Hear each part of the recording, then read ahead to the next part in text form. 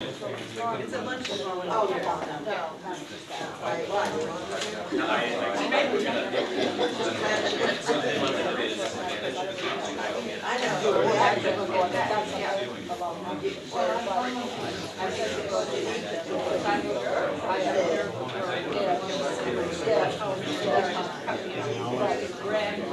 It's 9:02, so we'll get started, I think.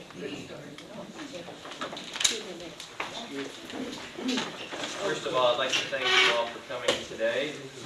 This is one of the more exciting meetings I think it's been my pleasure to convene. After 2 years now, we've been working, for longer than that really, we've been working toward improving our firehouse facilities for the borough. For the last 10 years, we've been saving money toward that end for a new ladder truck and for a new firehouse.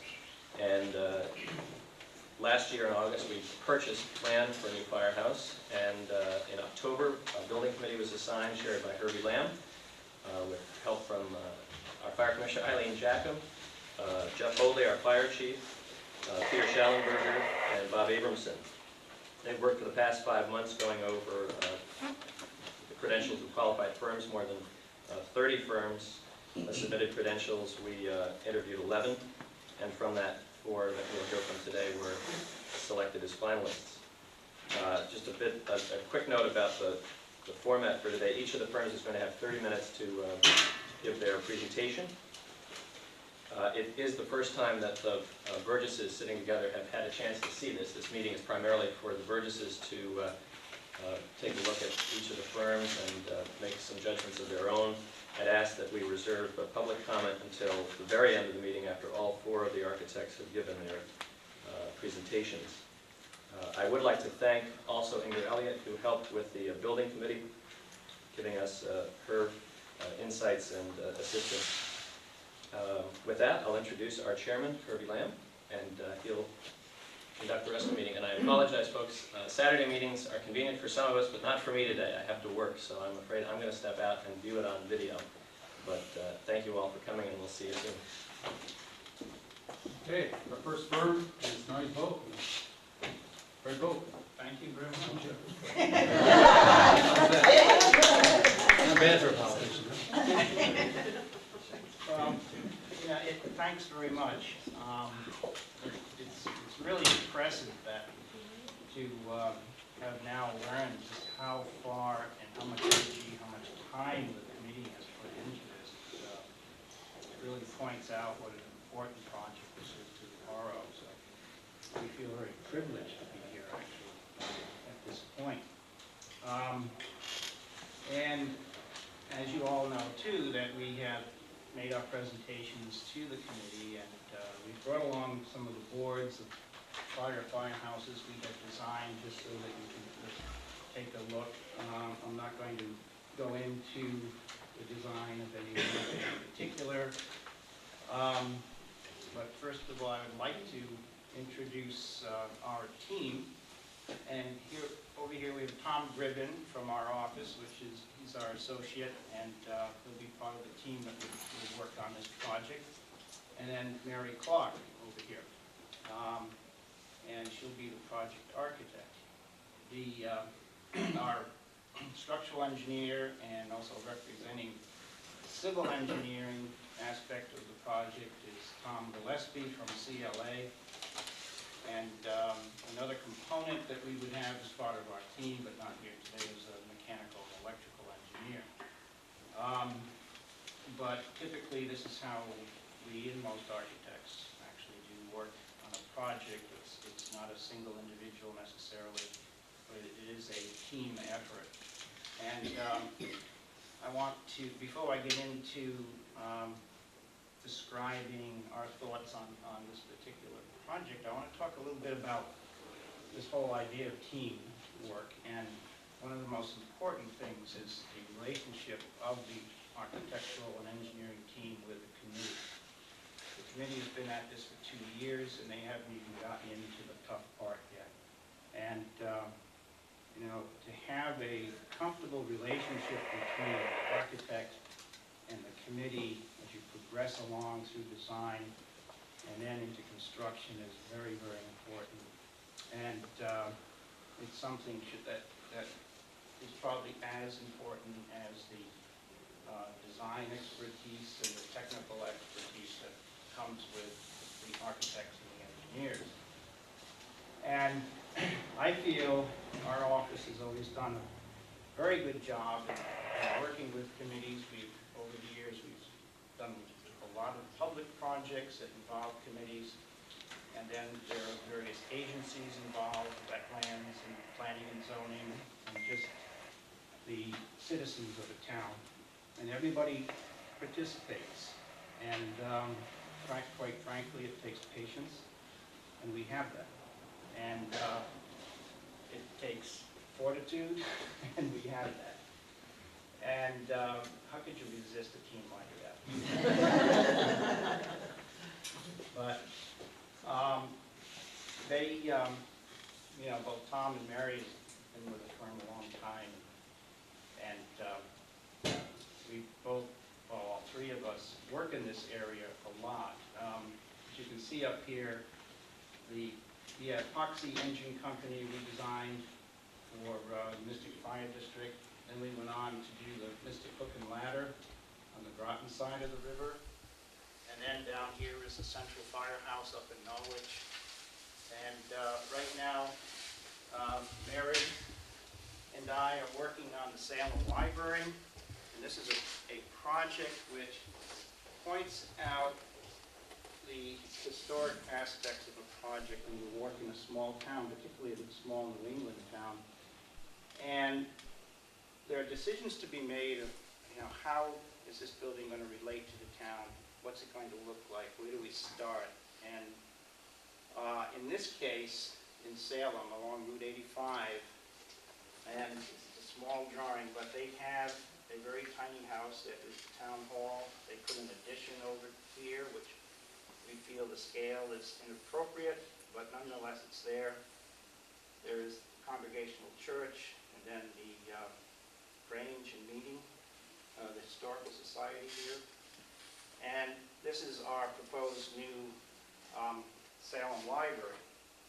And in this case, we made the decision to actually select a particular historic style and work with that for a new building. And what we selected was the Greek Revival style. And when you get into things like this, you can have endless arguments and discussions about how do you pick a style like that? Do you replicate it? Do you start with something new? But it is not our philosophy to do this every time. We carefully look at the situation and the site, the function of the building, and make a determination. And this is in one instance that we thought it was justified to go with a Greek Revival style for a building, considering the location of where it is in Salem, and its immediate neighbors. And the whole idea was, of course, and as the committee wants, that the library in that town is going to be an integral part of their civic center. Another project that involves very real sensitivity to design in a historic district is our own town of Guilford. And this is a house that was built in the 1780s. It's at the corner of the green. The Guilford Green extends on over here. And it's now occupied and has been occupied by the Guilford Savings Bank for at least 30, 35 years. And they had the opportunity to buy land back here, which included this little house. And they wanted to expand, and if they could, double the size of their bank facility. But what was so obvious is that all around the green, it all has a residential scale, and what we wanted to do, we're very conscious of, is not to expand it twice its size and end up with this big bulky building. And our solution was to come off on an L, so as you're driving by, this is a brand new building, which is an addition to the library, but the impression is it's just another residential structure as you drive through. The bank also wanted to get rid of that little guy, and we persuaded them to keep it. And they wanted to, of course, get more parking.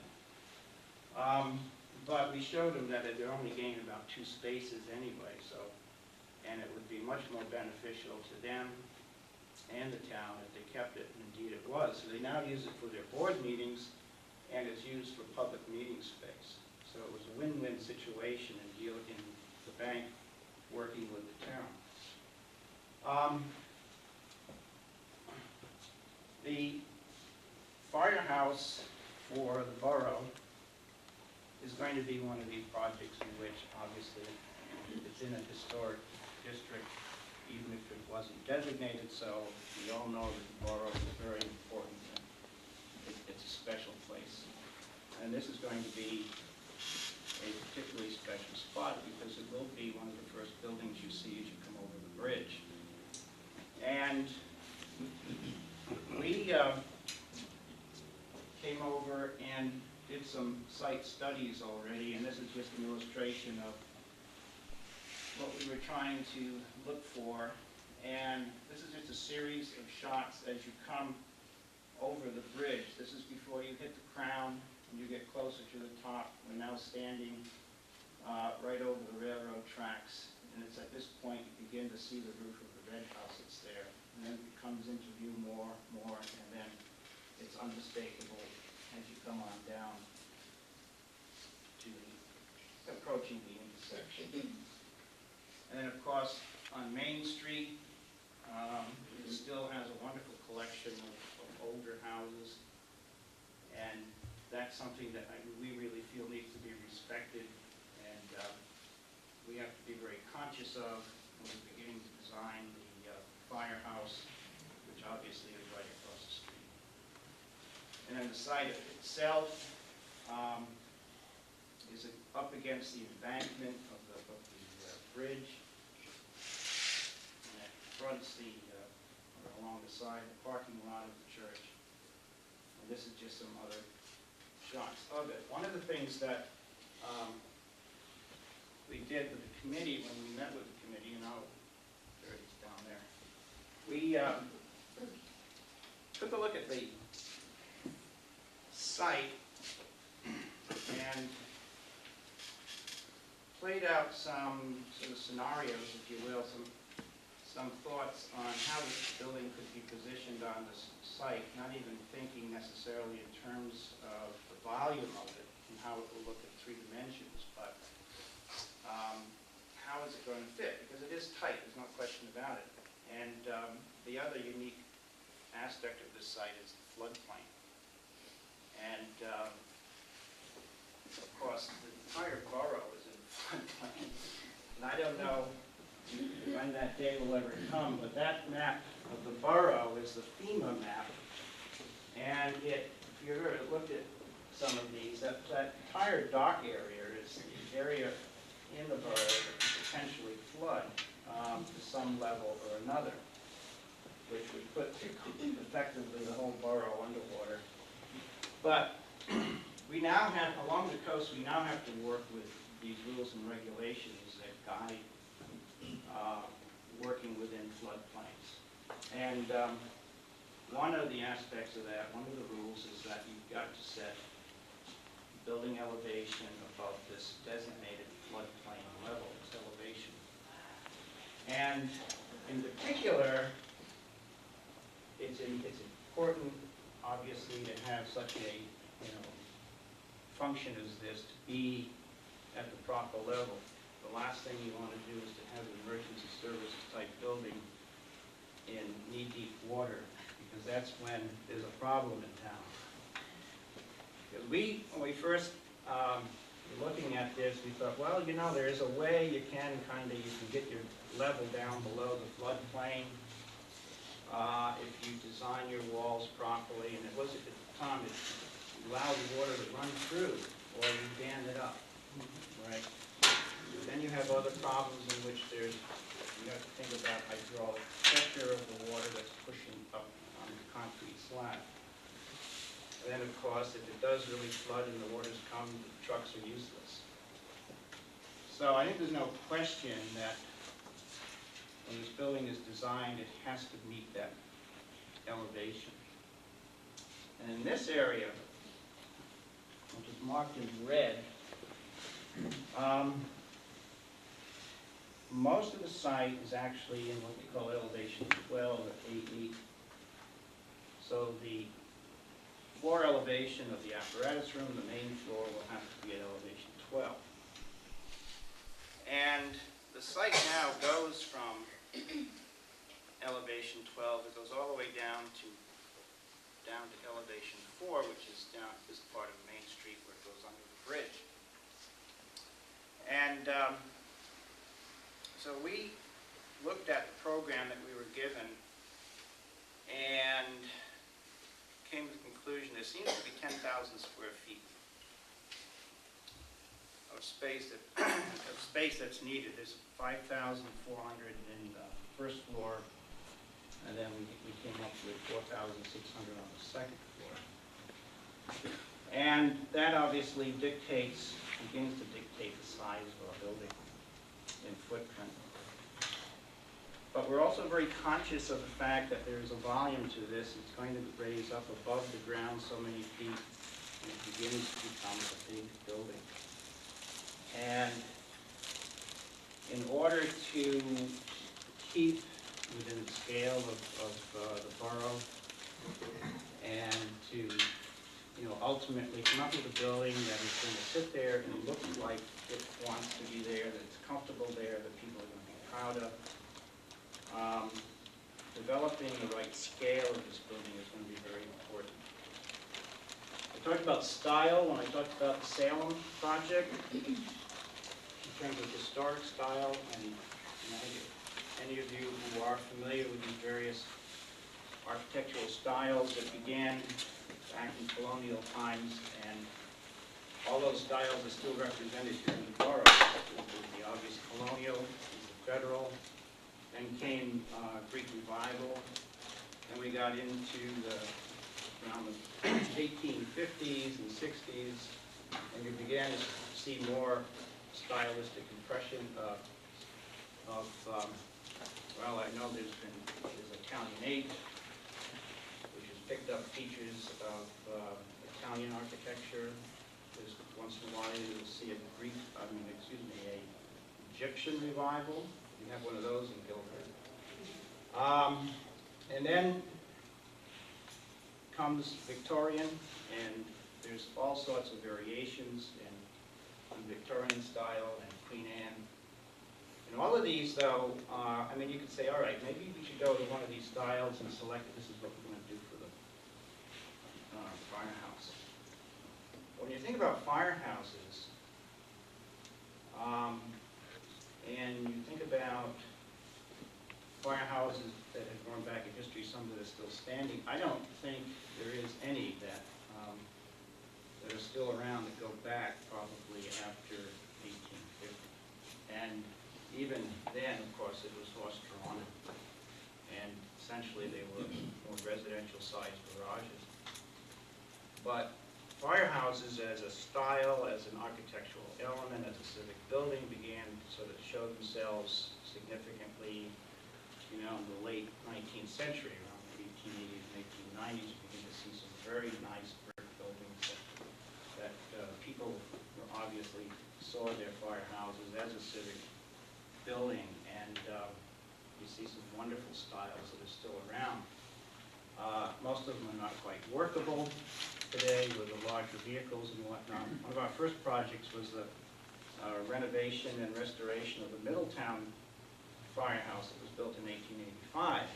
And we couldn't really widen the doors, but we had to pull out the wood floor and put in new concrete floor, as well as renovate the exterior, putting finials back on, this nice railing around the top.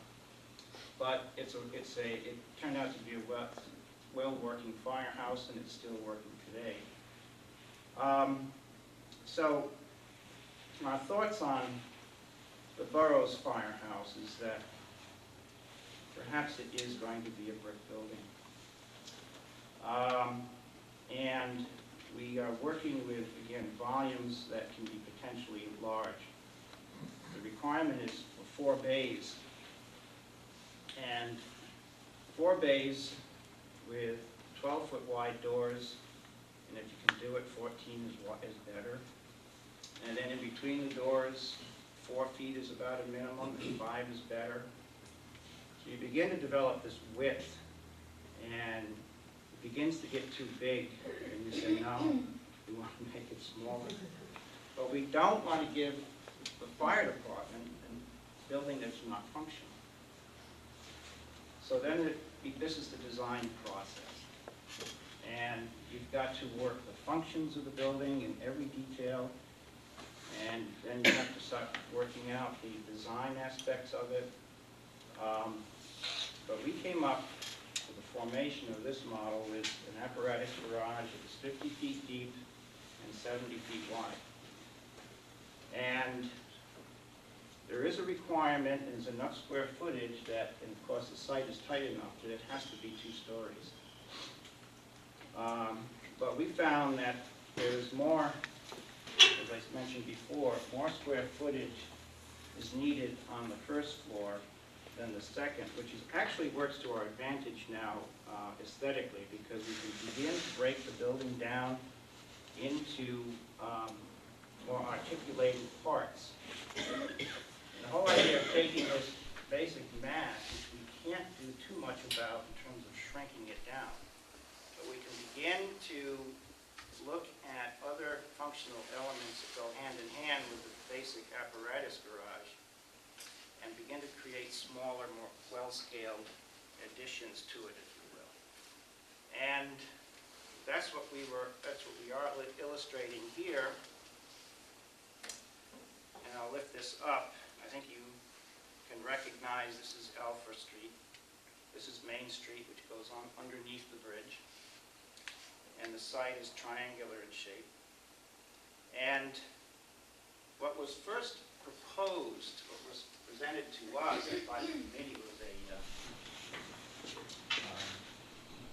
design in which the trucks leave the apparatus bay onto Main Street. And, you know, from one aspect, it's very practical, because the first thing you say, well, if we bring these trucks up onto Alpha, which is like Route 95 sometimes, the way those cars are rushing back and forth. We were here on Sunday, we were amazed at how much traffic there was. People were going to church. And they go fast too. But I begin to think that, you know, we've got this elevation 12 we have to deal with, which is up here, and remember it's 4 down here. So now we're beginning to see a ramp that comes out of the fire apparatus garage and comes down onto Main Street. And you also have to ask the question, well, is this really any safer to come out on Main Street than up here? Maybe, maybe not, because here we have a real legitimate and bona fide residential street, and there are children playing there, there's dogs and whatnot. So that's another legitimate safety concern. And of course, the noise that the firehouse can generate is not always welcome in a residential neighborhood. But we have to live with that, those of us that live in town. And I live right in town in Guilford, in a Greek revival house. And I'm on a street that's between Route 95 and the 3 stations that are downtown, Fair Street. And it's the widest one that goes up, so we get it every time. The trucks come out from those 3 garages and come up Fair Street. So it's one of those things you do live with. I think that it's you know, you can't get excessive about it, but we still want to, in the design of this building, try as best we can to respect that sensitivity to the residential neighborhood. I'm leading up to something, you can tell, right? What we did was to take the building, we turned it around. Now I'm going to, this little thing, it's a 20 scale, 1 inch equals 20 feet. When we developed this model, this is the front of the firehouse, and there are 4 garage doors there, and then there's a second floor. and this was intended to be the main entrance.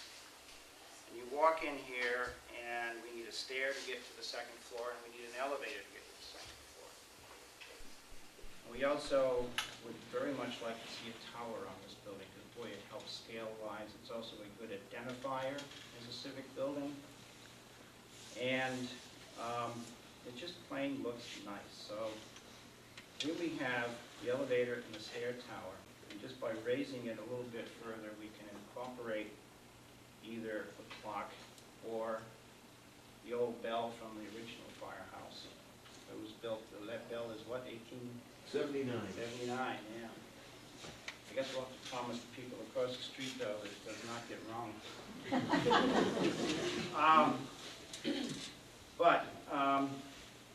We saw that also, it identifies the entry, pedestrian entry to the building.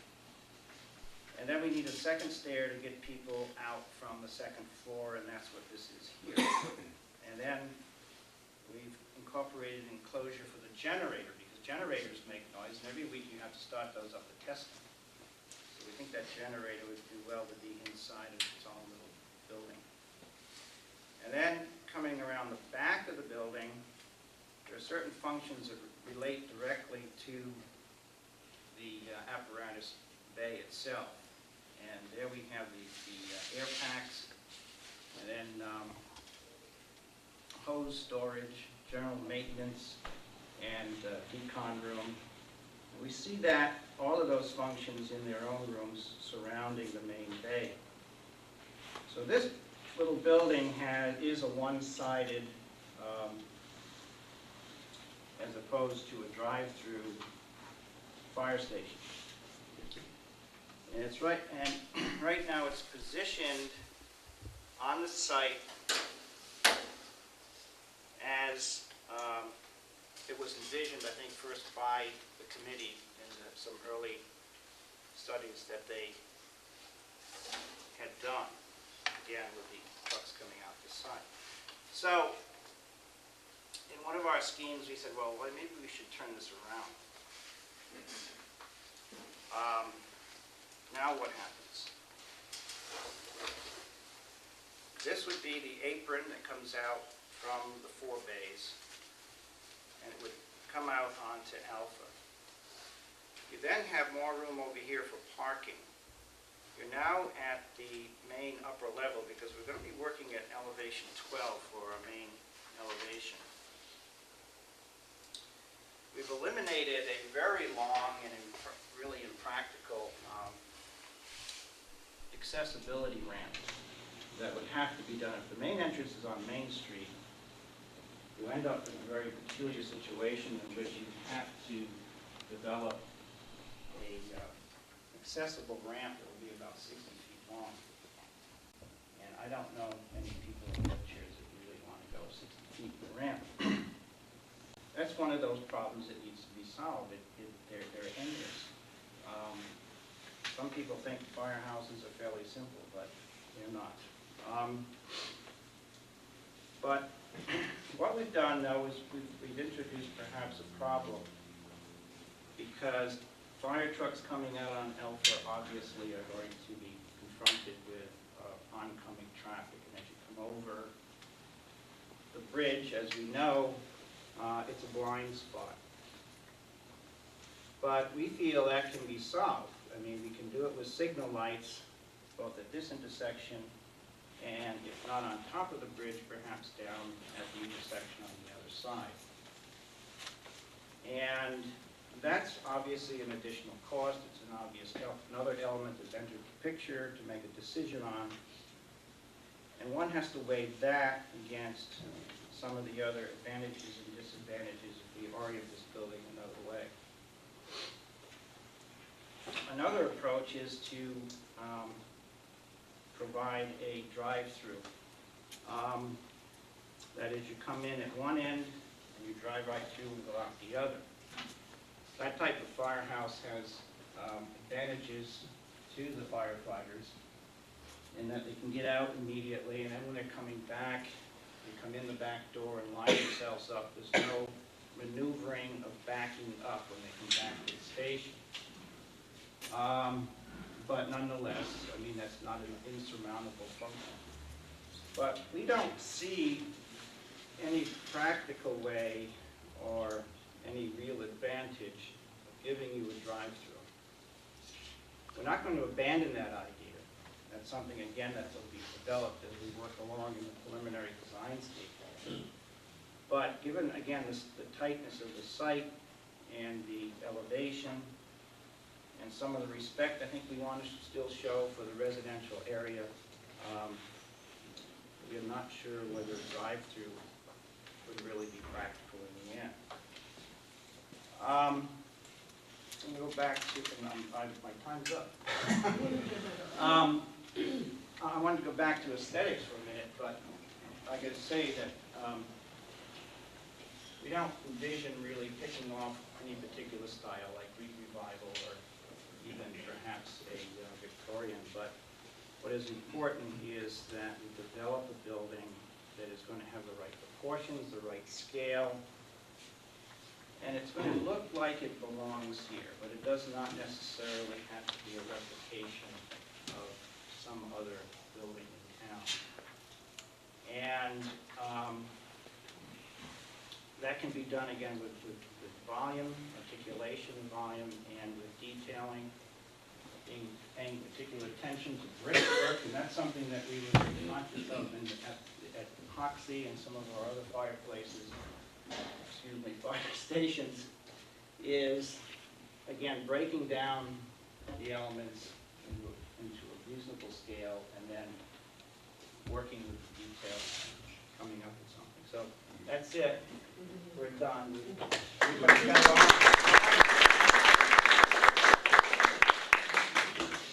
Any of the board members have any questions, quick questions for Fred? It's not open to the public yet until the end of the meeting, but anything for Fred? Please. Okay. Okay. Thanks, Fred. Thank you, and we're looking forward to this. Something good comes of it. Yeah. We appreciate all the time and effort that you put into it. Next firm is scheduled for Q2.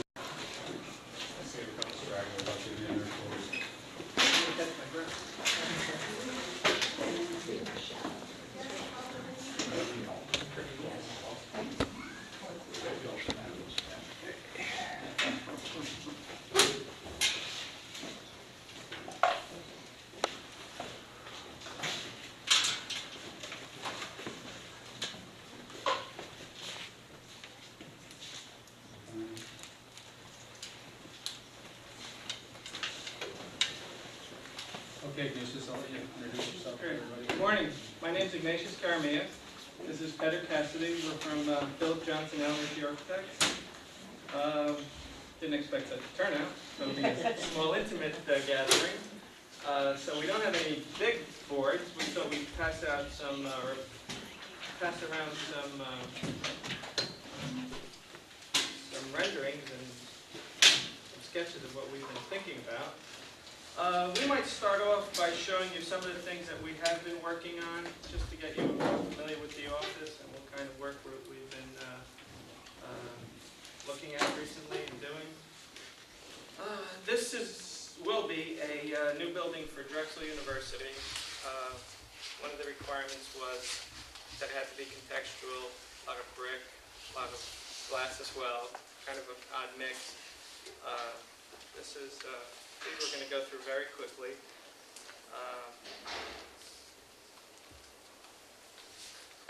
A new building down in Boca Raton, Florida, office building, bank building. They wanted to make a splash, make a statement, literally and figuratively. So we gave them a nice big wave, and it's all the buzz right now down there. And we are presently working on a residential tower down in Lower Manhattan. It's going by the name of the Tribeca Tower right now. Has gone through some different iterations, but this is probably what it's going to look like when it does get built. And there was a concern about fitting into the city, into the small-scale aspects of that part of the city. And Mr. Johnson felt he wanted to do something that was collage-like and didn't want it to be a caricature of anything, wanted it to be genuine, but pretty much assembled this building in this fashion. Small scale, down at the We street can't level. see it. Down at the street level. This is the street level of course. Is that on Third Avenue? This is down on Spring Street. Did you want to pass this around? Sure.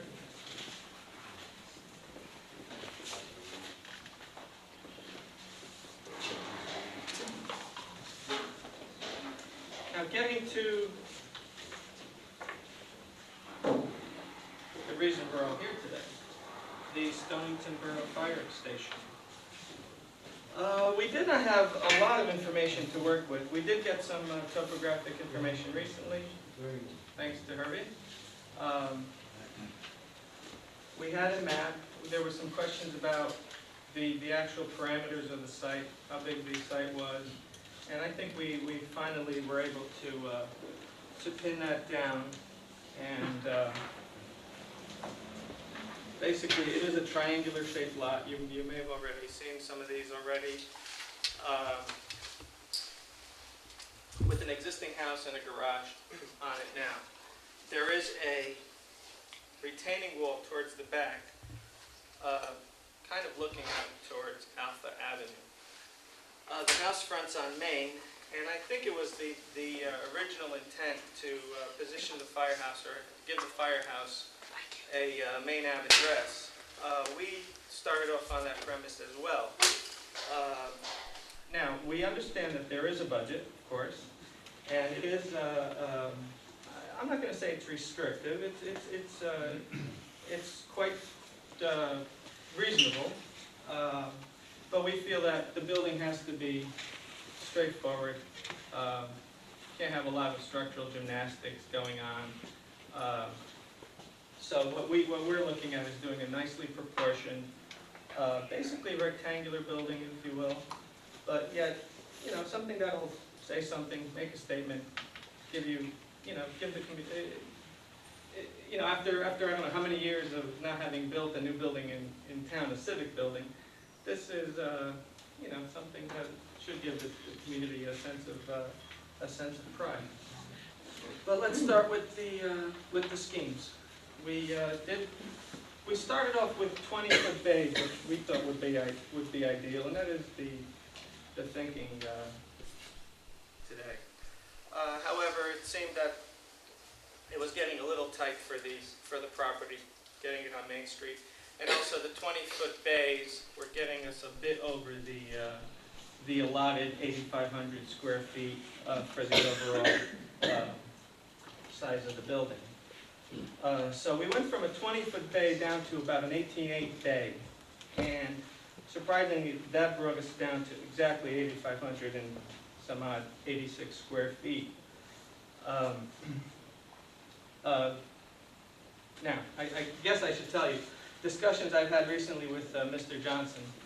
For Stonington, he wants to do what some people might suggest is a mill building, like a factory mill, New England type mill building. So this 76'8" dimension becomes very important because of the way we start to proportion it, break it down, and articulate the facade, the windows, the pilasters. We'd like to do a masonry building, probably brick. We would like to introduce some stone. We understand it could be prohibitive, but we would like to do a masonry structure. This scheme didn't work. There were a few problems with it. One thing we wanted to do was provide you with a nice long apron in front of the firehouse. And we felt that, it is Main Street, but it is a quasi-residential area down there. There's some commercial functions happening down across the street. So it is a residential, there are some residential uses down there. So what we looked at is possibly turning the fire station itself. we thought we might turn it on to Alpha Ave, and this would allow us to have a longer apron, a deeper apron, get us access into Alpha, which will allow you to turn down into Alpha and eventually down into Water Street and right down through the city, through town, any part of town that the department needs to get to. Now, one of the reasons we did this is because it would allow us to raise the building or raise the apparatus room and the fire trucks above what we've been told is a floodplain. So this is the last building you want to be underwater. You know, you get the 100-year flood. However, we do understand, you know, the floods when the flood is coming, you would take the equipment out anyway, and you know, position them so that they're not affected. However, we thought the building should remain operable in that in case that should occur. Another thing we did not like about this scheme is it really forced us to raise the building significantly. We're talking about 16 feet or so to get onto access onto Alpha Ave, and we thought that was a little extreme. What we started looking at doing was putting the supporting functions under the apparatus room, which is unconventional. It's unorthodox, and we were not comfortable with that. Another thing that this did not allow us to do, or that we didn't really enjoy seeing, was its impact on Main Street. It really kind of turned its back to Main Street and lost its civic gentleness or respect for the street. So we turned around and went back to the same scheme as the first one, yet we turned the trucks to go out the other way. Now what this allows us to do is use that retaining wall, not literally, but that wall, before we had any topographic information, was a nice point of reference for us because it told us how high the grade behind it was, and it was a way of, you know, we were using some digital images to, you know, just interpolate what some of these elevations were. This scheme allows us to raise the firehouse floor only about 6 feet. To that point, it gives us a nice large apron. Of course, it doesn't have to be that wide when it turns on to Alpha, but it gives us enough of an apron for the trucks to sit out on, and you know, really be put on. They can be a source of local pride. When the new truck comes in, people will gather around, and we do understand there might be some concerns with visibility, with obstructions. There are a few trees along this curve here, but something. The benefits from it are I think, far outweigh what you're giving up. This also allowed us to respect the setbacks we've been told about.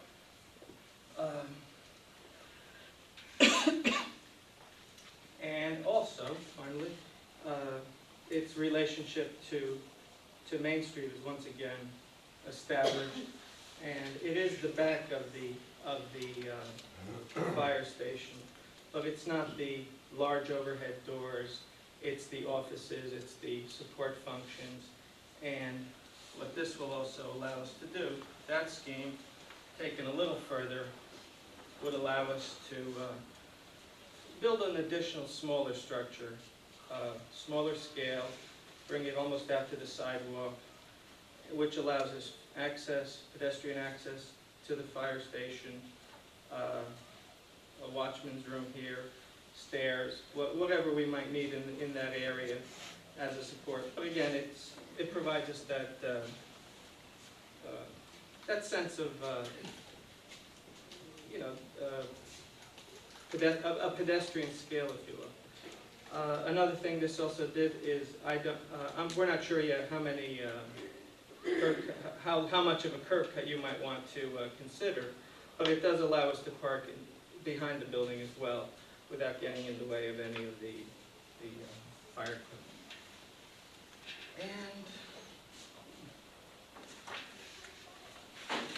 getting to the images, we talked about a mill building. Now, we did not get into the specifics of the program. We understood what the footprint was going to be. Obviously, things like the functions within the program, they're going to be designed by us along with Eileen, the chief, whoever else is. There will be interviews involved. We've tried not to bother too many people at this point. I know I bothered Herbie a few times. But we will be talking, should we get the project, to the zoning officer and whoever else will be involved. We'd like to actually speak to the town historian, librarian.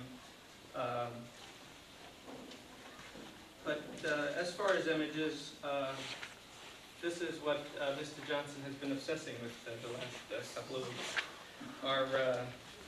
The facade for the firehouse, mill buildings, and different proportioning systems, different ways of articulating it, and using a, what would evoke the mill type architecture within a fire station. And none of these are all works in progress. None of them is meant to be by any means a complete product. But they're just different schemes, different things we've been trying. We've been talking about the relationship between, for instance, a fisherman and a firefighter. The similarities, the tools they use, the nets, the ropes, the pulleys, the spirit, even the machismo, if you will, of the profession. These are the kind of things that are going to help shape this building. The virility of the building, the structure. There are things that obviously have not been resolved. Signage for one, but we're working. Rear elevation, Main Street elevation. No overhead doors. However, there would be man doors here. There would be an entry system, of course. Everybody see? Yeah. Which side that last one was? Well, this one is really an incomplete. It's too bad you picked this one. Because this one does not show the smaller scale building adjacent to it, the actual entry. There would be cars parked in front of it. So these basement window niches, if you will, are not, they're not a factor. Another thing we looked at is the existing structures. We're actually not sure whether there's a basement in the house now, but again, getting the existing building, the proposed building out of the water. Another thing I didn't talk about in relation to that is there might be a possibility here to provide a little bit of a ramp, or I should say a bridge, from the actual firehouse doors to, and I shouldn't mention that particular retaining wall because we're obviously not going to bear on that particular wall, but we feel we shouldn't be backfilling all this. We should basically be laying a foundation and taking advantage of that void and allowing the water to fill the void, if you will. Now I guess this would be the side elevation, and this shows you the difference in height or grades from the front to the back. And this one here is basically another iteration of that. Again, trying different things with the brick coursing, proportioning system. One thing I should point out, the inside of these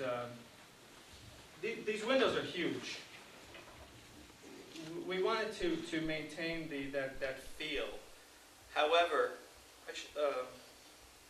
these windows are about 4 by 8. However, they sit about a foot off the floor, so you have enough for baseboard radiation or whatever else you might need. But you really get a wonderful modern feel when you're in the building. I mean, from the outside, it's gonna look like a majestic, older structure that's, that perhaps has been there some time. But from the inside, it's gonna glow. It's gonna be very, very, very airy. Do I have any more? Probably not. Oh, Heather hasn't said anything. I should point out, we have teamed up with a more local firm to do our engineering. CME Design Group, Gordon Hyde. They're out of Norwich, and they will be doing, should we get the project, all the engineering work for it. They are an architectural and engineering firm. They have some, I'm not going to say a lot, but they do have some firehouse experience. But what they also have to offer is their proximity and their expertise as it relates to flood control issues, hydraulics, as well as structures.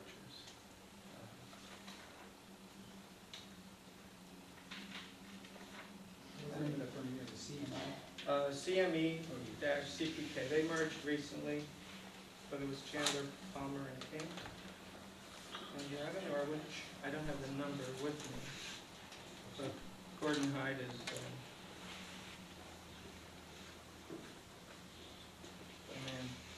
man. So to sum it up, basically, we are looking at keeping it within that, within that footprint. We're not going to overextend ourselves. We're not going to build a 10,000 square foot building when you only need 8,500. We've been very careful about that. But perhaps we spent a little more time thinking about proportioning systems than program. But program is something that we need to work out with you folks. So, I believe I'm done. Does any of the board members have any questions for the interested? What were the differences between the front bays? I thought they all kind of looked alike. Well, the bays, initially we had different schemes with different size doors on them, but these are all 14-foot doors. We basically have the same doors on every scheme here. Oh, okay. The doors are the same, but the pilasters, the masonry piers between them, sometimes they butt up against the side of the doors. Other times there's some relief there. There are instances where we have 2 windows on over the garage door, or the overhead door. Sometimes we have 3. Sometimes the pilasters. I mean, it's all the nutty stuff architects think about. I thought you said 18-foot bays. The bays are 18 feet. The doors themselves are 14. The bays are 18.8 actually. And again, that's obviously possibly can change, but I think we're into a system where we're going to try to keep some uniformity. If we were doing a quote-unquote modern building, we wouldn't have a problem saying, let's make this door 12 feet and this one 16. I think we have to find a happy medium and give you a nice classic, if you will, facade. Nice, thank you. All done.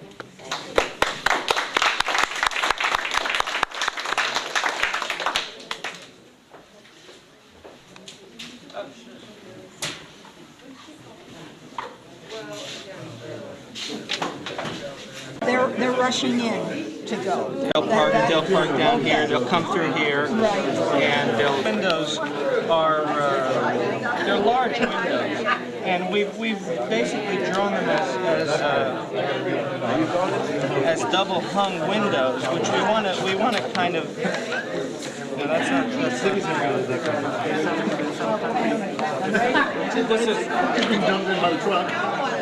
This is that side view. So the trucks are coming out this way. But this is the line of the floor and ceiling. Now you'll see this one here, for instance, on that second floor. Those windows are basically full-height windows. So you get a nice sense of within that room.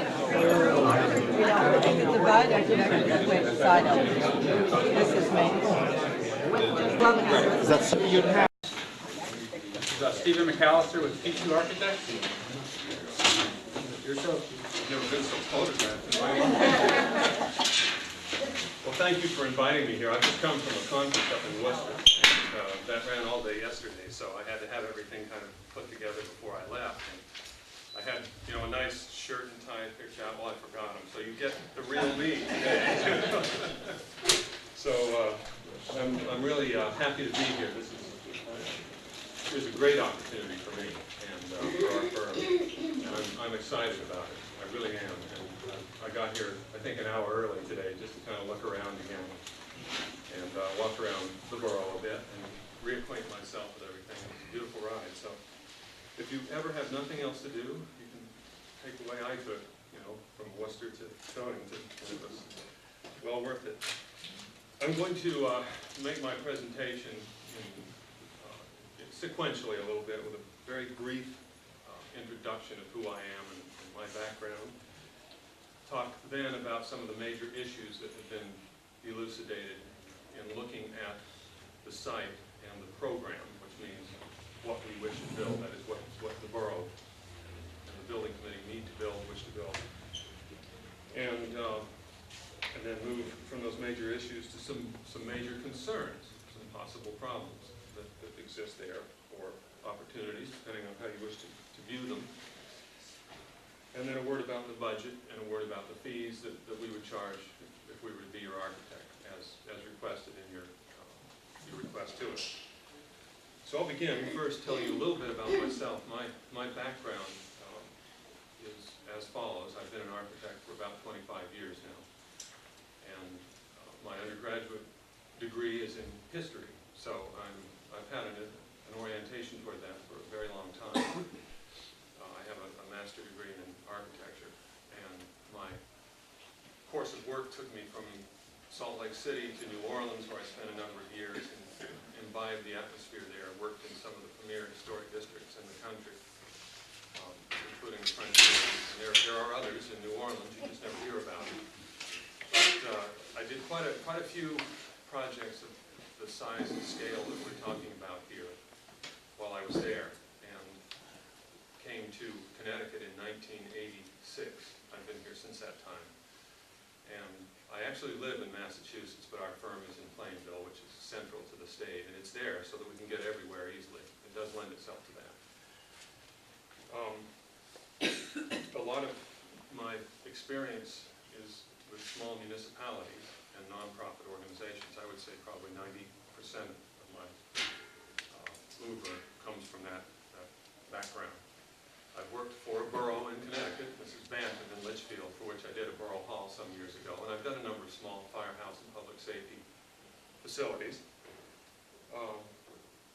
And there's a reason for that. There's a reason that I do that work, and I think this is the most important thing I have to say personally, and that is that my vision has grown as I've gotten older, matured, to one for a restoration or a continuation of the New England small town and village, of which this is a wonderful example.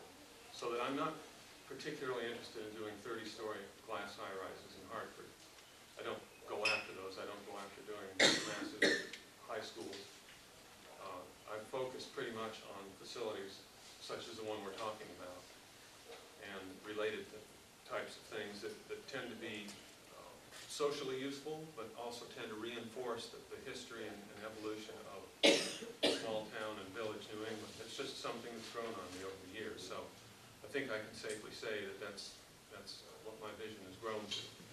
And that I've seen my own personal approach to architecture move from one of kind of doing what I was taught in school, and I learned the modernist, glass and steel ethic.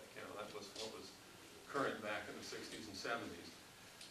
But I've sought instead to return to a lot of, not the customary building techniques. You can't really do that today. We can't easily build certain types of buildings out of post and beam because the code doesn't allow it, for example. We don't do hospitals that way. But to try to return to a continuity that also has some variety in it. There is the potential for monotony and to do the same thing, but to look instead at the whole fabric of what is around us and try to work with that, to continue and extend it as opposed to just cutting it off as has been done so many times in the past, and inserting someone's personal statement into the middle of things.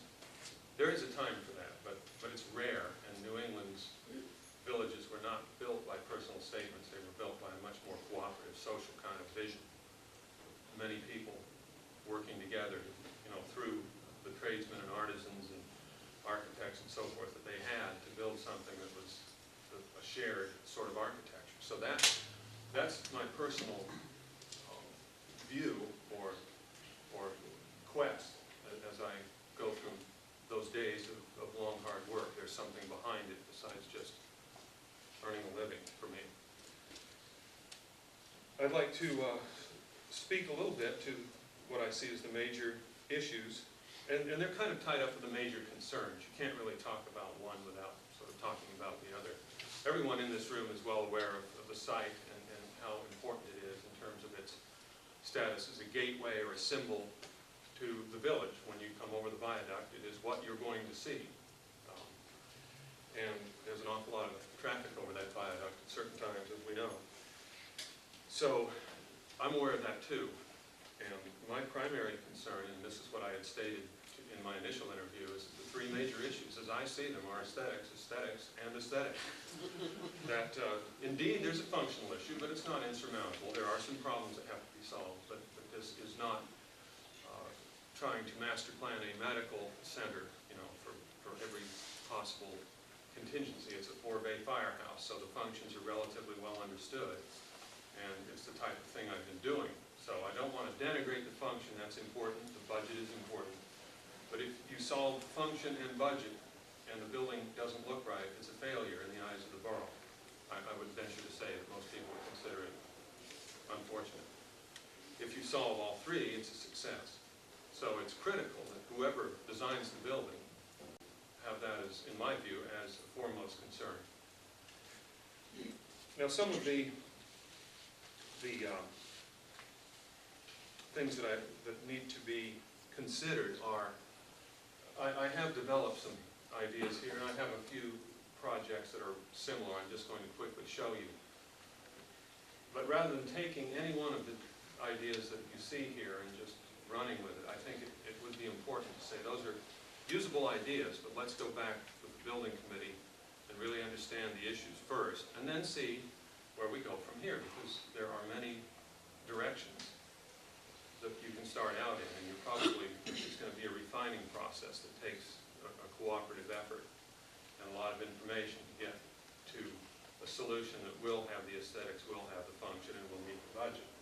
So what I'm saying is that we don't just take one and say, okay, this is what we will build. What I will show you are some ideas. This is how I approach things, but they're not final at all. They're not intended to be final.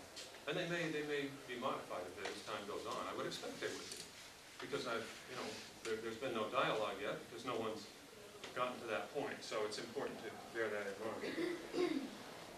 So they are alternative ideas at this point. Some of the concerns, it struck me early on in visiting the site that we could have some problems there. And I think that it's not only the things such as the flood elevations and so forth. Those are relatively solvable, but it's more the split grade that is there, because that hampers us in terms of the functioning of the site. And it's an issue that deserves considerable study in order to come up with a solution that works, that will work in 30 years, and that is affordable. And that's not an obvious answer right away. I mean, you can work in plan, let's say, just one view of something without accounting for the terrain. And it may look good on paper, so to speak, but the terrain is really going to dictate what happens. And I've learned the lesson long ago to work with the land to the greatest extent possible. That's one of the roots of architecture always, is what the land and the weather and the climate tell you, and that's certainly part of my constitution. So we have that to consider. We have zoning variances. As I look through the zoning ordinance, the bylaw for the borough, there are a number of issues which come up. Height is certainly one, because the lower floor of a firehouse, and this will have to be a multi-floor firehouse. There's simply not enough room to put it all on one floor, and it probably wouldn't look right if we tried to. But height is a consideration, and is almost certain to require a zoning variance. We don't want to make the first floor low to the extent that we may obviate the possibility of putting the next generation of equipment in there. Because even though this isn't a big place, it has some, I'm sure, peculiar firefighting requirements because of the streets, the type of construction, the closeness of things, the height of things, where you can't get far away from them. And so the choice of apparatus is a big deal among those who know what they're doing with it. And we want to make sure that they have a facility that is still going to work down the road after this generation of equipment, as far as we can see. So height is an issue, possibly setbacks. They're pretty small here, but we may need that 5 feet in the front, by the time we're done, or a foot into the side yard. Lot coverage may be an issue. It's 35% in that particular zone. We might possibly be over that. And parking. Now, fortunately, there happens to be a large parking lot nearby, but the legal and, let's say, functional and neighborliness issues of that have to be addressed too, because it may be that some of that parking can be shared, which is an excellent strategy for a town that does not want to lay waste to itself in order to, park the almighty automobile. So, and I'm assuming you don't, or you would have. So those are some of the concerns, and what I will show you does not purport to solve those. It purports to raise the issues and say, well, it could look something like this, or this is an approach which could be pursued. And what I'm going to show you, you'll see a couple of approaches. But it's by no means meant to say, well, this is a fixity, and you can't depart from it. I've solved the problem, because that's a problem that is going to take study, and it's going to take study with a civil engineer. The particular firm that we're looking at using is the one that is associated with Frank Marafiotti, the borough engineer, who will have some involvement with this project regardless of who does the civil engineering, because of the street out in front, which has a major upcoming project. So it's important in my mind to have someone who knows the locale, who knows it inch by inch and what's under those streets, because this is a very sort of Chinese puzzle kind of fit as I see it. I'm going to take just a moment and show you first 2 projects that are kind of similar in scale, a little bit smaller than yours, but they too had a budget, and they too sought to address that budget in terms of the neighborhoods that they're in. Neither is in a village quite like this. One is a rural firehouse in Borough, Connecticut. The other is an ambulance facility in the town of Winstead, which is the town itself has maybe 9,000 people. And I'll speak a little bit about those as I go. Okay, this is the Forge Company Firehouse in Borough, Connecticut, which is a very simple building. This is a rural volunteer fire department that had $400,000 to spend. This is a new building. It's on a septic system off of Route 8, which is the main north-south highway in that part of the state.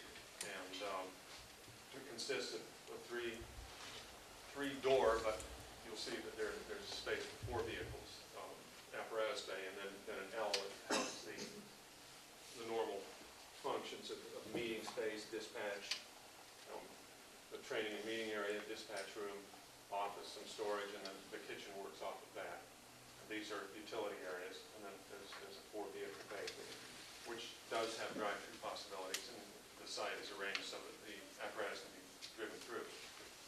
So this is a very simple building. It's simpler than I think would be appropriate in the borough perhaps, but it's what can be done when you have $400,000 if you think it through.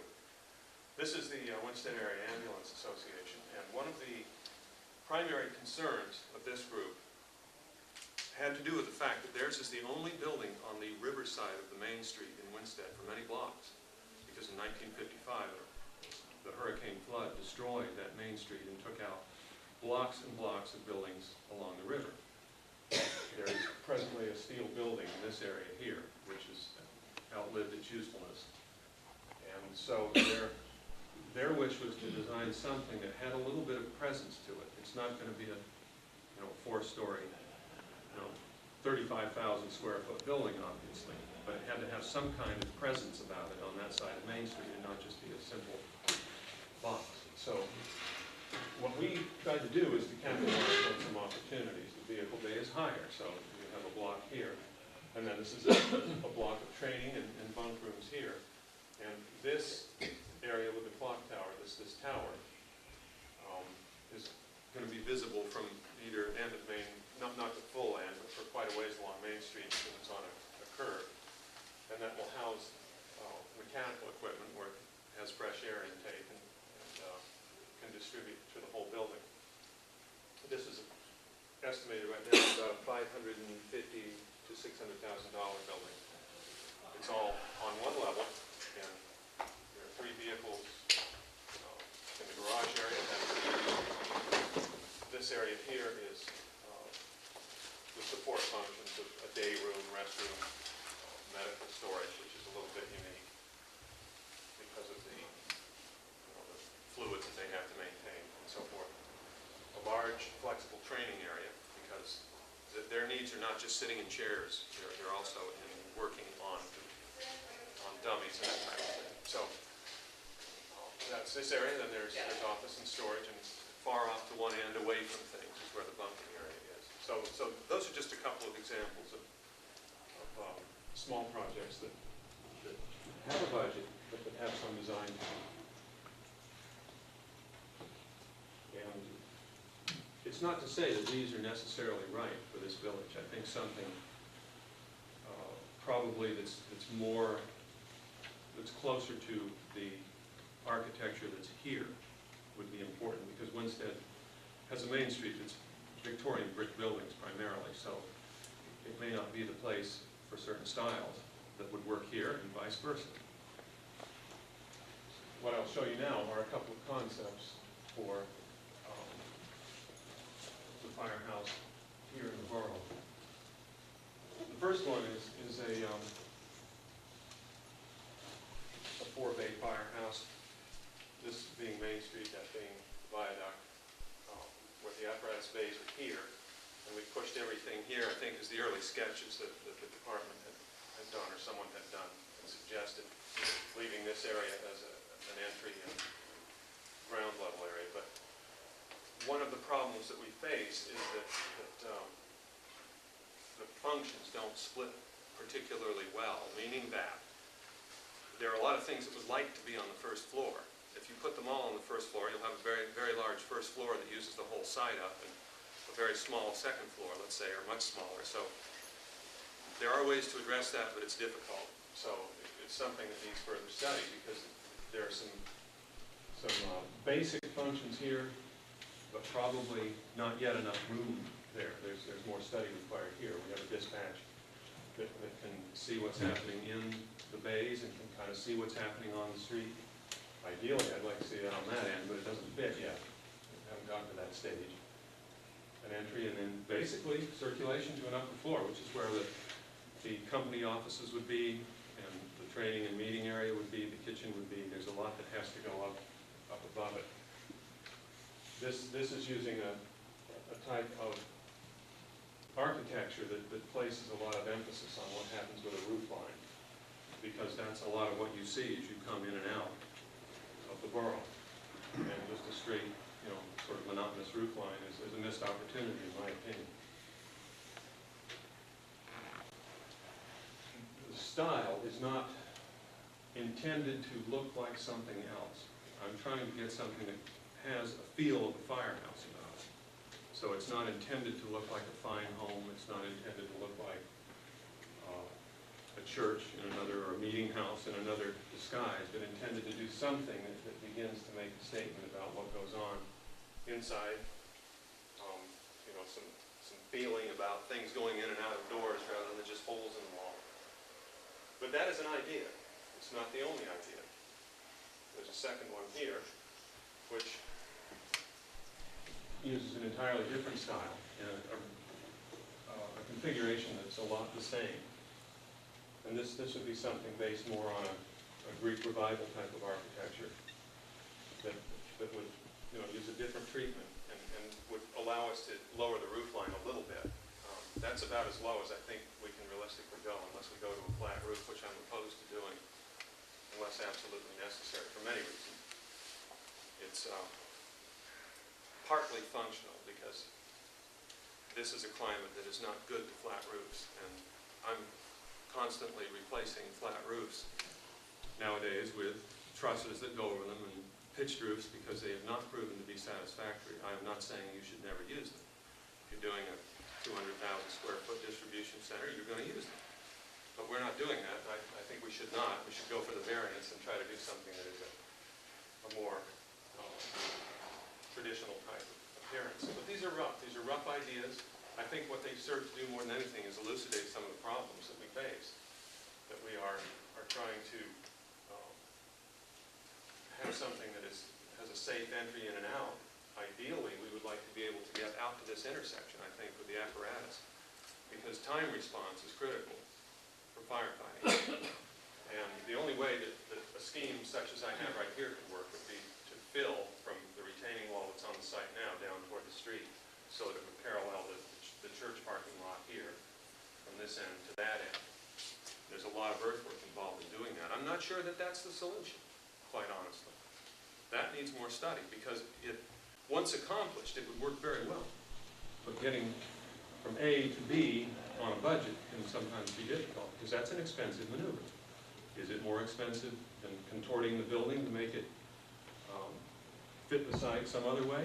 That needs to be studied, because it's not immediately obvious to me, and I've been in the design and construction business long enough to value looking at alternatives and trying to attach some more detailed numbers to them than just, you know, $125 per square foot when it comes to something like that, because the effect of that is long term. If you can't get out here, what will that mean someday? Is that acceptable or not? That's not really a decision for just the architect to make. That's a mutual decision among the architect, but the building committee members, who are delegates representing a larger body of interests, who come to the process with their points of view and background, which I may not have or may not understand. So it's a natural place for me to speak for a moment about building committees. I would say that probably 90% of my work involves building committees. And I've developed a lot of skill over the years in working with that process, helping them to understand what they need to do if they don't know already. And sometimes they don't. But it's partly educational, and it's partly maximizing their ability to bring ideas and concerns to the table, which can be integrated, so that I end up kind of being an impresario or orchestrator, and a lot of times the information is coming from those building committee members who know the village, or they know the particular institution for which they work, and they can bring that together. So I'm an architect who actually enjoys working with building committees over and over again, and see it as a very valuable process, and see it in a large picture too. Well, we've got about 4 minutes left, right? How am I doing? I've talked for how many minutes straight? So these are some rough ideas that I tried to put together in the midst of doing a lot of other things, and in discussions with the civil engineer that I've been talking to, Frank Marchiotti. And I can say mainly that these are preliminary. I don't consider this problem solved. I consider these more just some insights for you into how I might approach design problems. You've seen 3 projects here, and the people present in the first interview saw probably more than they ever wanted to, I'm going to guess, but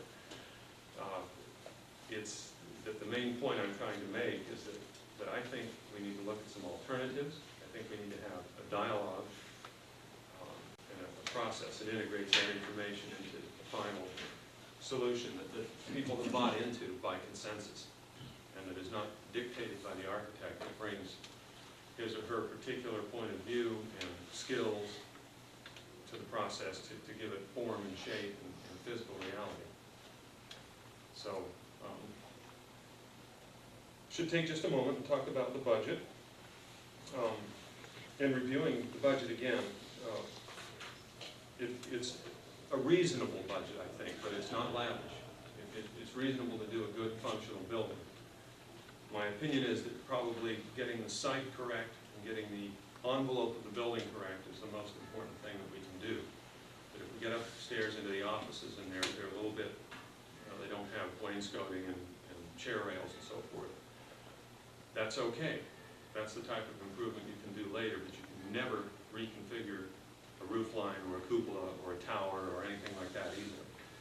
So my own approach would be to get a couple of things right in priority and then see what we could do through the project to allow further improvement over time where necessary. You know, put this in 5 years down the road if we have to, but allow for it to be done. And I've done that a lot with churches, incidentally, because they never have enough money. That's a given.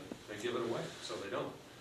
And they have developed ways of allowing themselves to get into a building that works, that's well-planned long-term, and that can be upgraded by individuals or by simple, achievable tasks that can be done by a group, whether it's repainting or whatever it may be. The budget right now for the entire project is $1,200,000. That would suggest to me that your construction budget, that is what you pay the general contractor, assuming that we use one to build the building, is going to give you something like $120 to $125 per square foot for the building itself, allowing the balance of that to go toward architectural and engineering fees, legal fees, closing costs, some interior furnishings, probably, at least basic ones that will be required. And so it's not a huge amount of money, but it's not unworkable. That firehouse in Colebrook is being built for under $100. Now that's a very good deal, I admit, but a lot of it has to do with what the economy does too. If the economy doesn't, stays humming along in Connecticut as it has been, that's problematic. If it goes down, that's bad for everybody, but good for you. So it has a lot to do with that. It's difficult when things are a little volatile to know where they're going to end up. But that's where I would see things. We have to exert budget discipline. We can't just spend, there's no tomorrow, but it can still provide for a nice facility that the borough will be proud of. As for our fees for doing that, I think given that we have some difficult site conditions, we are looking at a fee that encompasses some surveying, topographic surveying. I don't think there's an A2 on this. Yes, there is one. Okay. But some surveying, a lot of civil engineering, including studies of flood elevations and working on some alternatives for the cost versus the benefit of a couple of ideas. The structural engineering, which is deciding how the building stands up. When you have a meeting area, you have to account for 100 pounds per square foot of live load, just as this building we hope does.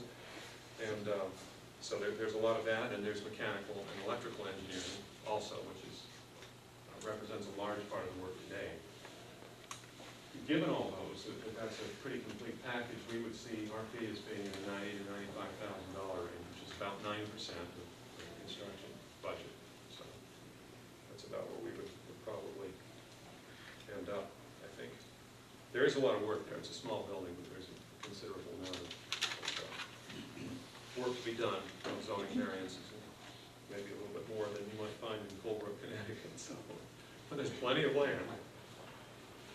But that pretty well summarizes what I'd like to say to you. I would be happy to address any questions or give you further information on Does the board have any questions for Steve?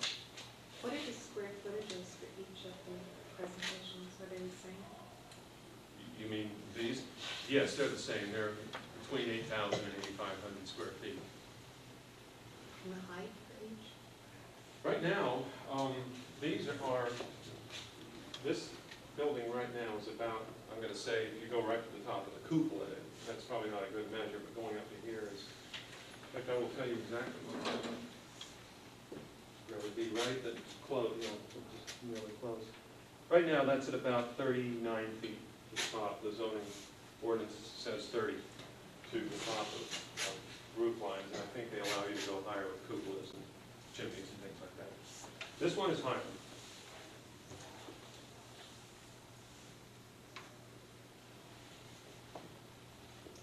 No, actually it isn't.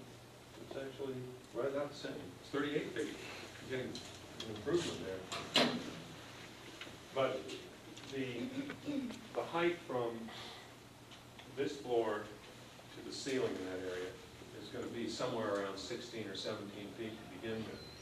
And unless we fill this with posts, which I would like to avoid doing, I'd like to see that clear span if we can afford to do that.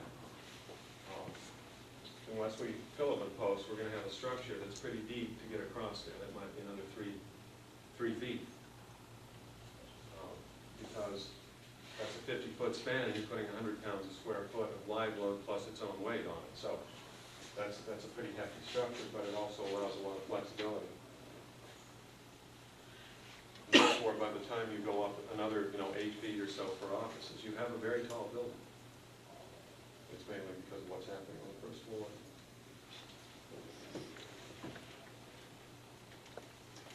Okay, Stephen. All right. Thank you.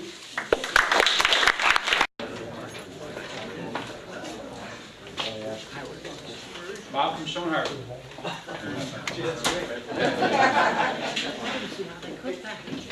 My name is Bob Okarski, president of Schoenhardt Architects, and we're thrilled to be here. This is, I think, an important project for not only the borough, but it would be for us, since it would be a key entry to your town, or part of the town. And it's just an exciting, we like to work with the public, and this is just an exciting type of project to work on. With me, I have today some key members of our team. Bill Clegg is my partner. Morning. Will Rupp is an associate of the firm. And Mike Callahan from Applied Thermodynamics, who's our mechanical, electrical, plumbing, security, all that stuff. Jack of all trades.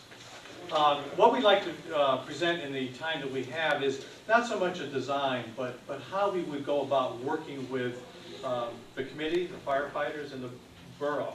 Because we think the process is what really leads to a successful design. So what we're going to do is just kind of run through that very briefly, and then we will talk about your site and some of the factors that we see are important to site design and using that site. And then we'll wrap it up with some general comments of why you should select Schoenhardt.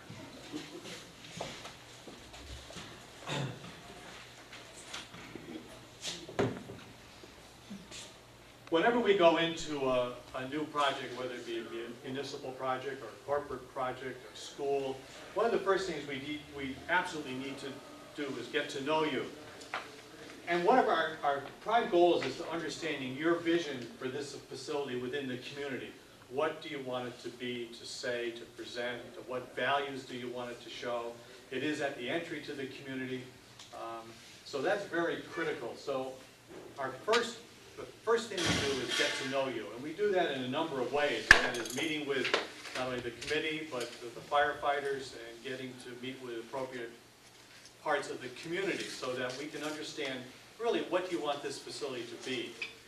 Then we move into what's called a programming phase, and that is determining along with the client the space requirements, your staffing, your equipment, these items here, access, both the public and the private.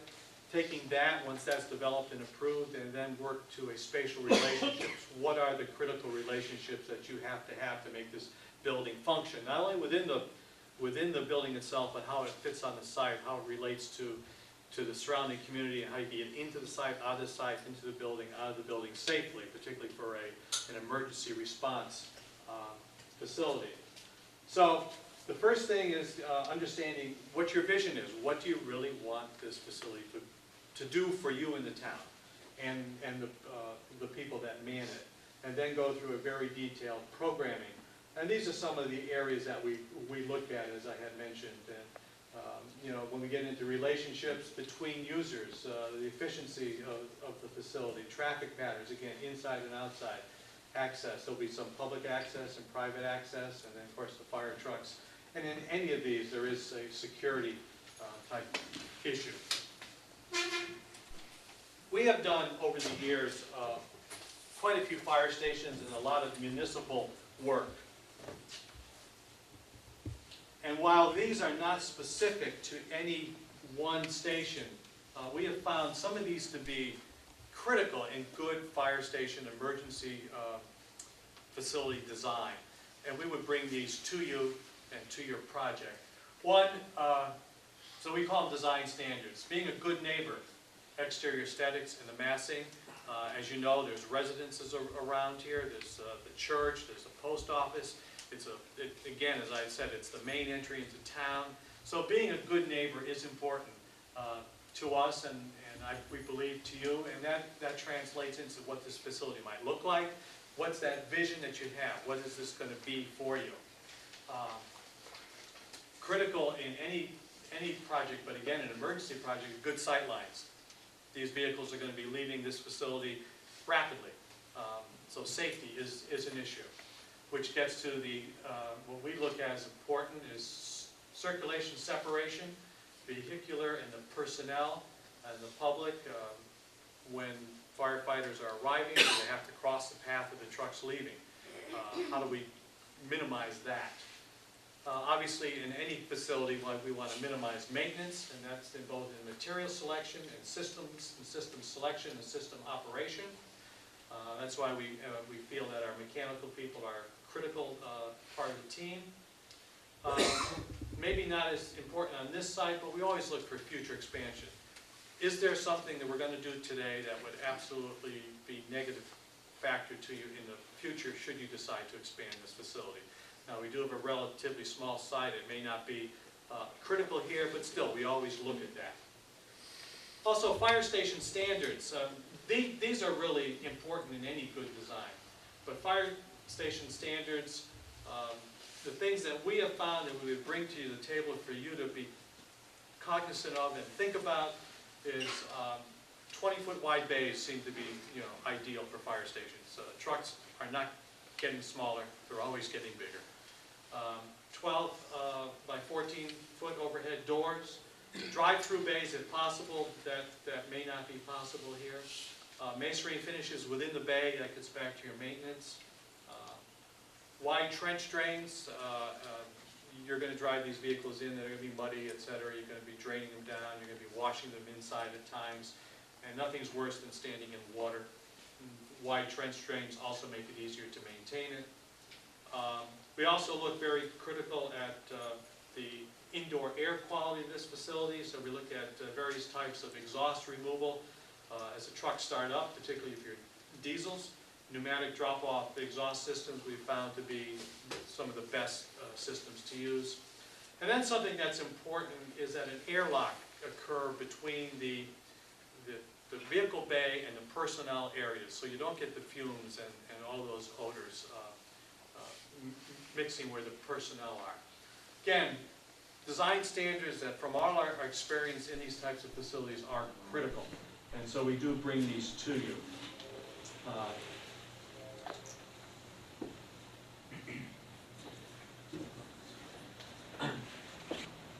I'm going to ask Jay to talk a little bit about site and site factors that we look at when we look at a building, and this will be keyed a little bit, well, actually very specifically to your particular site. Jay?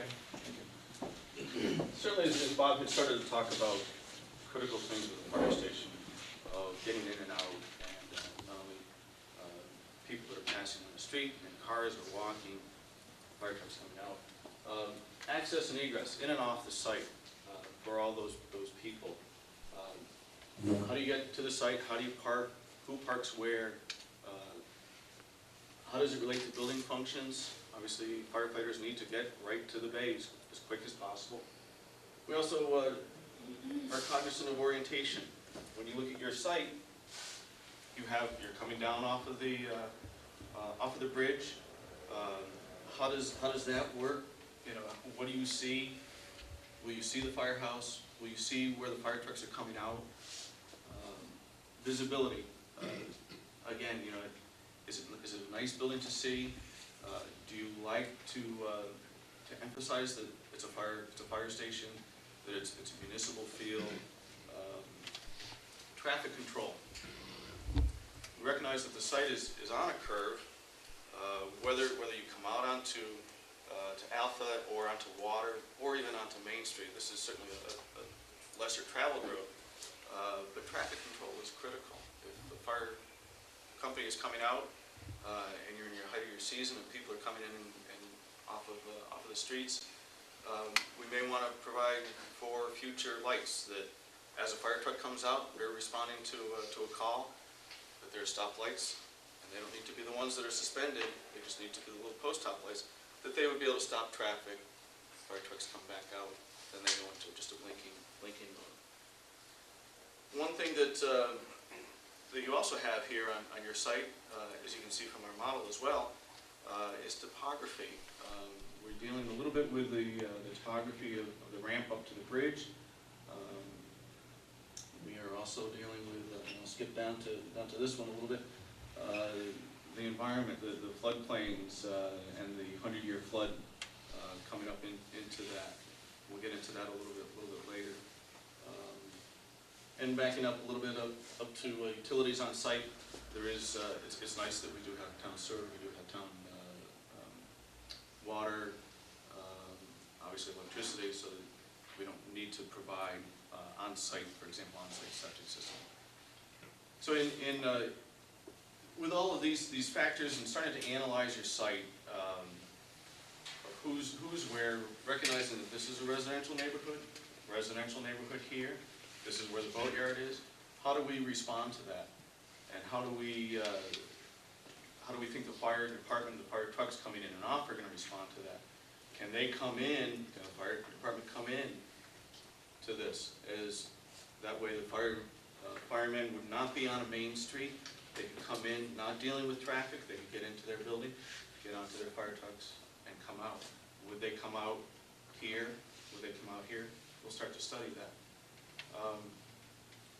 Certainly, we're also cognizant of the sun, recognizing this is your southern exposure. So when we orientate the building, it's nice to have the bays face, obviously not face north because then we have an icing issue. Try to at least get it, anywhere from southeast to southwest, so that does get melted. I know that the snow typically doesn't stay down here, but if there's an icing situation, it can be very dangerous. In looking at taking this and going further on and actually starting to work on blocks of masses and where people are coming in and people are exiting, we went through a couple schemes, and I'll show you them. Some of them have various merit. This is, again, your same site, Alpha and Water and Main Street. Here we're coming in, fire department is coming in off of Water Street or off of Alpha. They would park here. Here's the fire station. They would exit out onto Main Street. We see pros and cons here, certainly, that when we deal with the 100-year flood, that this has to be built up. We would certainly have to have the firehouse up above that. The ramp or the apron would be very steep. That would be an issue. Certainly, if the flood comes up, would you be able to get your vehicles out? Probably not, or they would be going through water.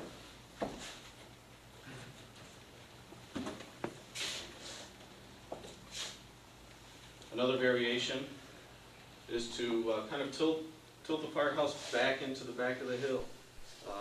still have to fill this area. Since Main Street is starting to climb up here, you're able to gain a little bit more for topography to get out and not get into the flooding issue. Parking is here, so fire apparatus exits out on Main Street. One of the things that we certainly want to be aware of is in a nighttime situation, if people are exiting, if the fire trucks are exiting out onto Main Street, how does it affect these neighbors? Certainly when you look at a fire station, maybe you really don't want it next door, but where is it going to provide you the best protection if it's right within your vicinity? So, but yet we really need to be cognizant of these people, and that's why we're thinking if you can come out on a slight angle, this house, when you look at the model, these homes are up higher, so one of the things we would study is are the headlights and where they may shine. Another scheme is facing directly south. Firefighters could come in at a lower level.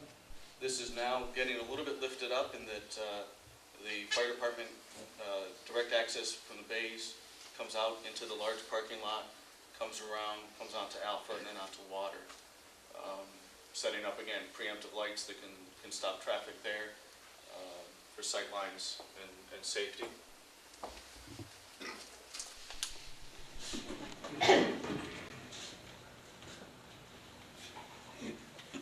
This is just a little different. Now we're facing west. Fire volunteers would come in here, come through the back into the fire station. Again, exit onto Alpha.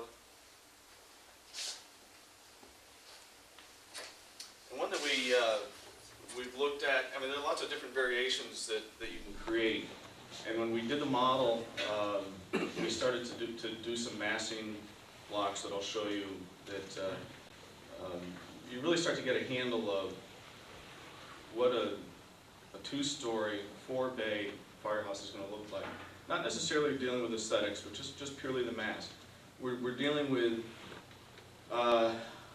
you know, on one area, we're dealing with some very smaller residential buildings here, but yet we're dealing with the back of the post office, which is not shown, the back of the church, and some larger residential buildings to the south. So it's dealing with the scale and dealing with the 12-foot by 14-foot overhead door. It is going to be a challenge, but I think I'm confident that we can do it. One of the last ones that we had looked at was kind of rotating the building parallel to Alpha Street, or perpendicular to Alpha Street, so that it would come out onto an apron and out onto the corner, so that as you come out, you're able to see both down Water Street and up Alpha Street, so that as the fire truck comes out, not only is the fireman able to see, but you're able to see that truck. Probably limb these trees up a little bit to improve sight lines. Emergency personnel coming in, park in here, right into the base, then out, and additional parking off the back. And then to show you kind of the extent of the floodplain is by this red line. So, and the property lines are your black lines. So it really can take up quite a bit of an area. So we would need to fill that and treat it obviously sensitively with plantings and you know, certainly try to minimize retaining walls, but treat it in a natural fashion. So in some of the earlier schemes of having fire trucks coming out here, they would be coming down a very steep apron. That's not beneficial. Whether they would be able to come out here, that's more of a better situation, or coming out onto Alpha or Water. And the blocks, just as a start of some massing, this represents one apparatus bay. It's about 20 feet wide, about 16 feet high, and about 50 feet long. So when you put four of them together, that's what you start to see. Now that's only a single story. Second story, again, just as a starting of the massing, is over the whole building, about 10 feet high. Now, whether or not we would pull some of this off of the second story and put it down here, we really certainly haven't designed the building. One of the critical things that we feel is getting all those people that have ideas and values that will support this building, get their input. So we're not necessarily preconceiving any design here. But just to give you an idea of the size of it, now you can start to see its relationship of the height of the church, the height of these. Now, we're going to have to be obviously very sensitive to, we're not going to create this large block, even though that's what the church is. I mean, the church is a very large mass. Well, it's a church, it should be. But we have all of these those residential people that we really have to be cognizant of. Do we start to pull out these areas or push areas back so that we can create little gable areas, so that we can create some interest, some softness, a little bit better scale? Your guidelines here are excellent referencing that, and that's typically what we're doing. We are here in New England, we're very cognizant of New England architecture and all the sensitivity and character and elegance that it has of buildings that kind of get added on and are very nice and soft in character. So in dealing with the site and dealing with the size of the building, I think we've really got to be very sensitive to the surroundings. If you walk through your borough, you see that most of your buildings are wood in siding, but there are some that are brick, some that are stone. Probably about 50-50 of the masonry ones, some of them 50-50 is stone to brick. It'd be nice to pick up some of those natural materials of the stone. Certainly it's native, certainly you have other buildings that are done that way. And maybe we mix that with some of the shingles or clapboard. Again, we need to understand from you as to what, back to what Bob said first thing, your vision. What are you looking for? I think Bill has got some of the fire stations that we've done over the years. We don't necessarily have a style that we profess that it has to look like our style. We think it should fit into the community.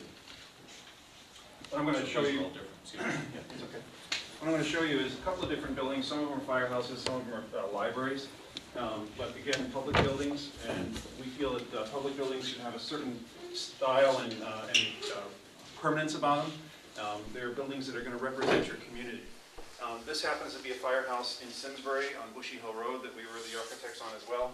Jay was very involved. This is a library in Middletown, New York, where it was an addition to an Erie, Pennsylvania, an old Pennsylvania railroad station that had been abandoned and reclaimed. This here is the Thomaston Town Hall and Opera House. I don't know if you're familiar with it, but it's a lovely old turn-of-the-century building that we added on this section to really work along with the style of that building. And then lastly, this is the North Thompsonville Firehouse, which is up in the Enfield area. Again, we're showing you different styles, and some of it has brick and some of it has other materials. We basically want to show you that we have the ability to design something that would fit well in this community. This is just a representation of some of our work, and there's other things that we could show you, but these seem appropriate for what we're talking about today. I'm wondering if we should open it to questions now or wrap up. We have a closing that we'd like to talk about, but do you want to open it to questions at this point? Close, please. Close, okay. In closing, what I'd like to talk about is a couple of different things. First of all, hopefully today, I believe we've demonstrated that we understand the project that you have. We've taken a lot of time to look at the site, to understand the site requirements. Thanks, Bob. And also to demonstrate that we have the technical understanding of how to put together a firehouse. So there's certain things that you need to know on that, and we've talked about some of those.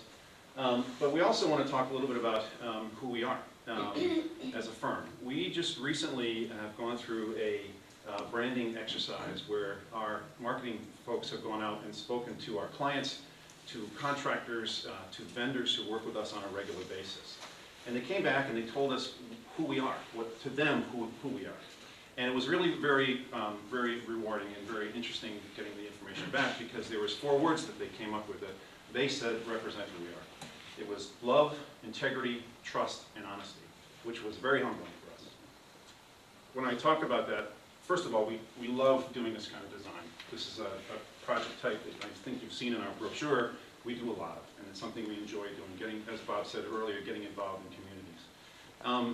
We understand the trust that you're giving us in designing something for your community. This is an important thing.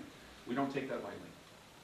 And we're very upfront and frank and honest with you about things. As we go through it, there's going to be some discussions we're going to have about budget and about site issues. And we have to just be real upfront and honest and deal with it. And that's what we're going to bring to you. So, should you select us, we'd be very pleased to work with you on this project.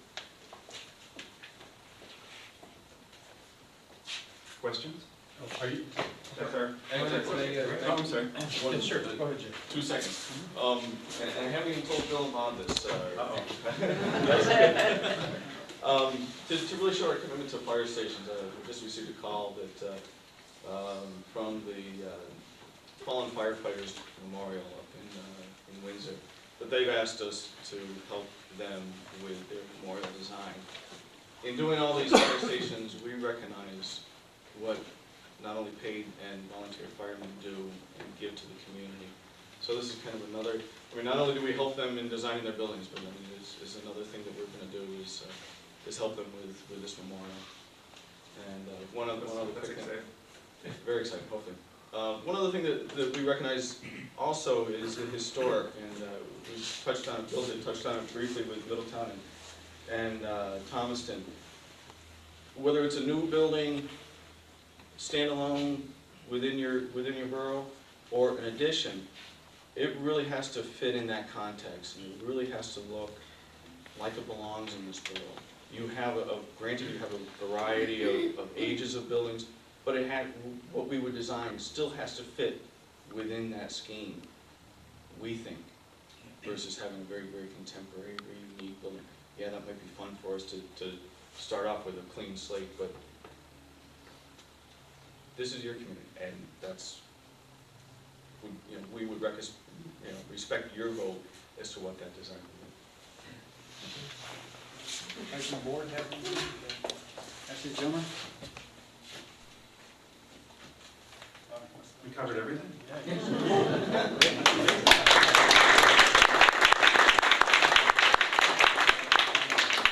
We will have public comment as soon as we pack up, so. Okay.